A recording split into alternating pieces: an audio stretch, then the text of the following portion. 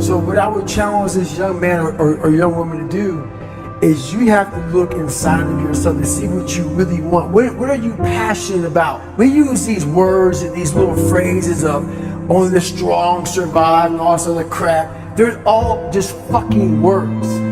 I get so tired of hearing people just talking. Like right now, someone may think Goggins is just talking. You don't know me. So when I speak from passion, I speak from experience, I speak from suffering. I like to tell this young man or woman that the only way I believe, and this is my experience in life, the only way you're ever going to get to the other side of this journey is you have got to suffer to grow. To grow, you must suffer. You can become the kind of person that is so in tune with the values that you have and what you actually want, that when feelings rise up, you can choose to act however you want despite them. Even if you're tired, you can still go to the gym. Even if you're annoyed with your spouse, you can still speak in a manner that's loving. Even if you don't feel like doing that hard work, you can still push yourself to do it. Your feelings aren't a choice. Your behavior and your thoughts are always a choice. Several people live to be 100 years old, and they have great lives, and they have great kids. Their kids go to college and all sorts of stuff. But somewhere in their life, there was a point where they had a decision to make. They can go left or right on this path. Left was the easy route. Right was the hard route. A lot of people take the easy route. And they had a good life that way, but the better life was going to the right side. And you may have 20 years of pain and suffering to get past it, but a lot of us die never truly starting our journey. And I would tell this young person, you gotta start your journey. It may suck, but it will come out the other side when you're coasting. Many people are suffering from battle fatigue. They've been standing a long time, trying to break the addiction, believing for the promotion, praying for that family member, but hasn't happened yet. They never dreamed they'd still be single, still be dealing with the illness, still be trying to get the loan. Now they're tired. Let me encourage you, your time is coming. Your due season is on the way. Don't let time talk you out of it. Don't let discouragement cause you to give up. Don't let negative thoughts convince you to settle where you are. You were born to succeed, to win, to conquer all difficulties, and to have all your faculties fully developed. Make up your mind you're going to do it every day, every day, every day. Until you don't have to think about it, and then you'll automatically do it. I guarantee you, this idea will change your life. Think about it all day, because that is definitely an idea that will give you results that will stick. No matter who you are, no matter where you are in life, you can take the lid off of your job. If you're wondering if you still have the lid on in your life, here are some clues that's going to let you know that the lid is still on. If you're not excited about waking up in the morning, if you're sitting around bored out of your mind, if you got time to do everything anybody asks you to do, you probably got the lid on. If when you tell your dreams to all your friends, it makes sense to them, you got your lid on, man. Your dreams should not make sense to everybody. You gotta say something that make people go, how you gonna do that? That's when you got the lid off. And if I were you, I'd do that. I'd take the lid off. It's not always going to be easy. There are going to be challenges. There's still going to be curveballs thrown at me. But I can't become introverted. I have to continue to get outside myself, because when you're uncomfortable, That's the only way you're going to grow.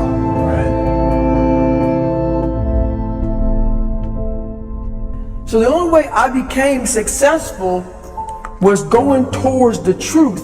As painful and as brutal as it is, it changed me. It allowed me to become, in my own right, who I am today. You face your fears, you become the person you want to be. You run from your fears, you're not living. You're alive, but you're not thinking the freedom. You're not running the day. The day's running you. You always be the f***ing servant, not the master, guys. We all fall down in life, guys. The question is, who gets back up? Again, it's not the potential of the individual. It's not the genetics. It's the perseverance.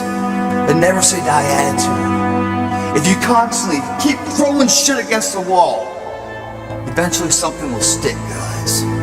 Never give in to what you want. We need trust, right? We need trust. When we're surrounded by people who believe what we believe and trust starts to emerge, when we trust them and they trust us, we're more willing to take risks. We're more willing to experiment, which requires failure. We're more willing to explore and go somewhere that no one has ever gone before, with the confidence that if we fail, if we trip over, if we turn our backs, that those within our community, those who we trust and who trust us, will look after us while we're gone, will pick us up when we fall over, will help us when we're hurt. Our very survival depends on it. Courage. Someone who has the courage, no matter what, to believe in something wholeheartedly and follow that with faith and courage to just go. And if I was able to do it, you can too. You know, but you need to start making that choice. You need to make that choice right now for yourself. There are people who've lost their arms, lost their sight. There have been people that have been through the most horrific experiences in life, and they found a way to still be happy because they've made the decision that life is too short to suffer. God will use the foolish things to confound the wise. God can use a man without arms and legs to be his hands and feet, to prove that it's not about Nick. It's not about his ability. It's not about him and his strength and how he speaks all around the world and uses his hands greatly as gestures and body language while he gets excited preaching. It's not about me, it's about Jesus. I didn't write my story. Jesus wrote my story. He knew me before the earth began. And I don't know about you, but yeah, it's good to have a job. It's good to have a relationship and get married and have kids. It's good to have that stuff. But until you find Jesus Christ as your Lord and Savior, there will be always something missing. You can't rely on you because you will fail you every single time, just about. I needed him, not just because of this, but for my heart, for my mind. By the grace of God, he kept me here on earth, even though I tried to commit suicide at age 10. The bullying at my school convinced me that I was a mistake, that I'd never eventuate to anything. Man, what a lie. When you realize it's just the devil, I say just the devil because the devil's nothing compared to Jesus. I was listening to the encouragement my parents were saying, but then listening to the lies at the same time. The lies saying, you're not good enough, Nick, just give up. No, I'm wonderfully and fearfully made according to Psalm 139. Oh, Nick, you should just give up. No, I can't do all things through Christ who strengthens me. But what we need healing first is in the inside and to hear the voice of God. hearing the voice of God, when you hear a phone ring, you pick it up. Okay? When you're sometimes dialing into heaven and it feels like He's not picking up, don't hang up on God. He's listening. I hung up on God because I didn't understand His plan. God said through my parents, Nick, God's got a plan for your life. Jeremiah chapter 29, verse 11. I have a hope, plan in the future. I'm like, no way, there's no race like that. There's no heaven. There's no God.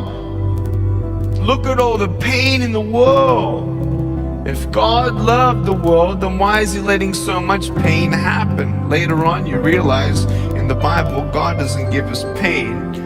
But whatever the enemy tried to use for bad, God turned into good. I can't do anything with my broken pieces, but there's nothing that God cannot do. I've seen pain. I've seen miracles. God allows things that we don't understand, but I want you to know if you hold on to Him, He'll hold on to you. If you trust in the Lord with all your heart, even when you cannot walk, He'll carry you. When you don't get a miracle, you can still be a miracle.